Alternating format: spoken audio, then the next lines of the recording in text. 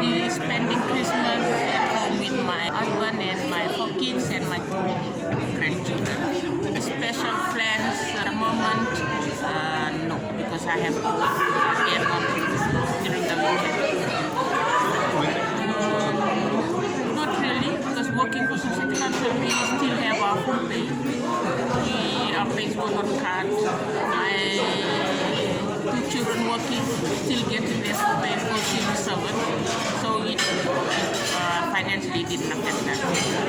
I mean, like other people who lost jobs, who got hours cut. We are thankful that when we reach this time, at least we are still, I can say we are still receiving the normal things that we were getting like this time last year. Nothing much, just stay home and celebrate with family.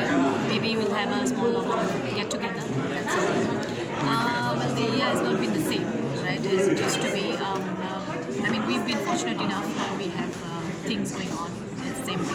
But maybe the rest of the CG and the city. So I'm thinking of that. So otherwise, it's all right for us.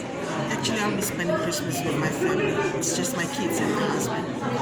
In a quick few sentences, you can describe how's the year been for you? Well, it's been a hectic and struggle year for me. We all know that COVID-19 came in, and there's Hurricane TC Harold, and we have another TC Yasa and Yazu came in. So it's kind of hectic and struggle for me, like I said.